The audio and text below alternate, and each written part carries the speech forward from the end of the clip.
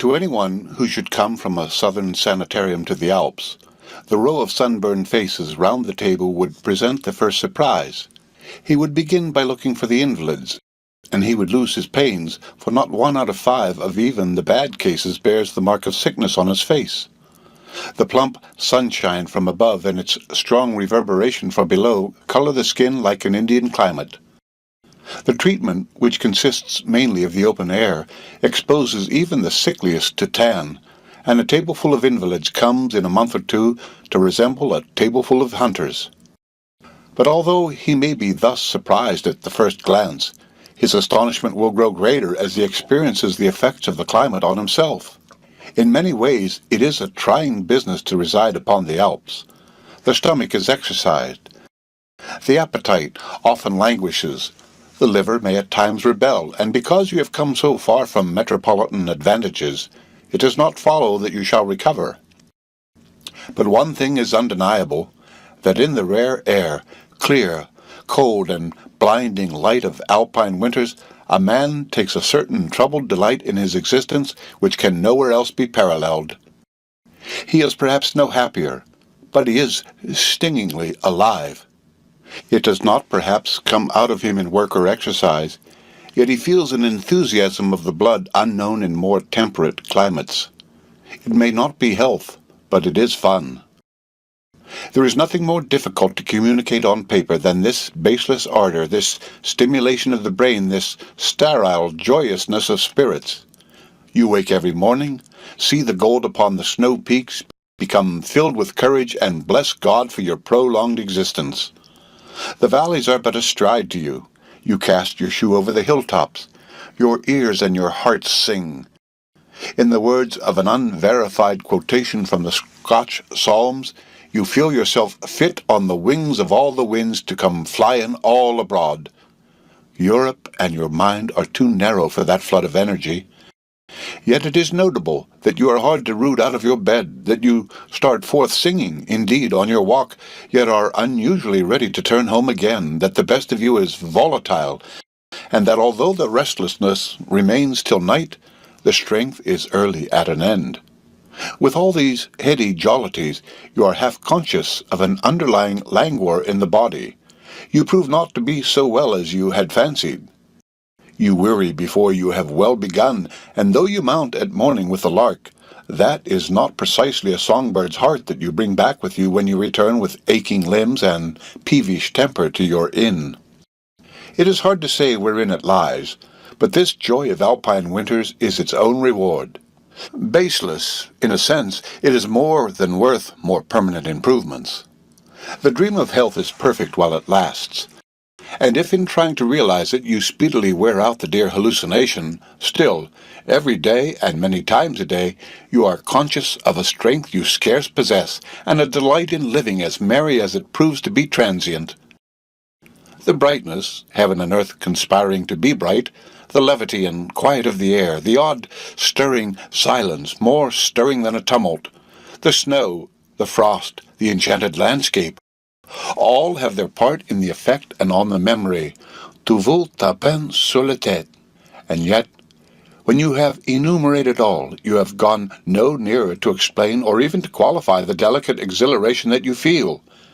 Delicate, you may say, and yet excessive, greater than can be said in prose, almost greater than an invalid can bear.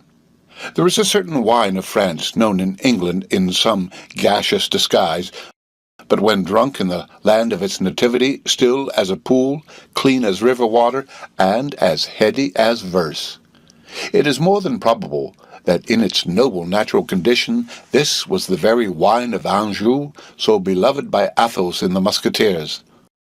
Now, if the reader has ever washed down a liberal second breakfast with the wine in question, and gone forth on the back of these dilutions into a sultry, sparkling noontide, he will have felt an influence almost as genial, although strangely grosser, than this fairy titillation of the nerves among the snow and sunshine of the Alps. That also is a mode, we need not say of intoxication, but of insobriety. Thus also a man walks in a strong sunshine of the mind, and follows, smiling, insubstantial meditations.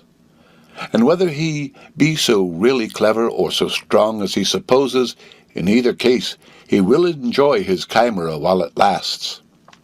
The influence of this giddy air displays itself in many secondary ways. A certain sort of labored pleasantry has already been recognized, and may perhaps have been remarked in these papers as a sort peculiar to that climate. People utter their judgments with a cannonade of syllables. A big word is as good as a meal to them, and the turn of a phrase goes further than humor or wisdom. By the professional writer, many sad vicissitudes have to be undergone. At first, he cannot write at all. The heart, it appears, is unequal to the pressure of business, and the brain, left without nourishment, goes into a mild decline. Next, some power of work returns to him, accompanied by jumping headaches. Last, the spring is opened, and there pours at once from his pen a world of blatant, hustling polysyllables, and talk so high as, in the old joke, to be positively offensive in hot weather. He writes it in good faith, and with sense of inspiration. It is only when he comes to read what he has written that surprise and disquiet seize upon his mind. What is he to do, poor man? All his little fishes talk like whales. This yeasty inflation, this stiff and strutting architecture of the sentence has come upon him while he slept, and it is not he, it is the Alps who are to blame. He is not perhaps alone, which somewhat comforts him. Nor is the ill without a remedy. Some day when the spring returns, he shall go down a little lower in this world, and remember quieter inflections and more modest language.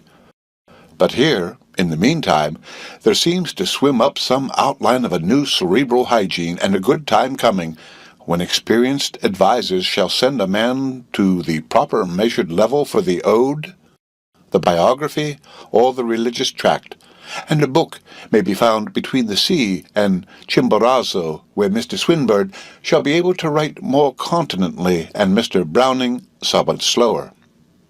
Is it a return of youth, or is it a congestion of the brain? It is a sort of congestion, perhaps, that leads the invalid, when all goes well, to face the new day with such a bubbling cheerfulness.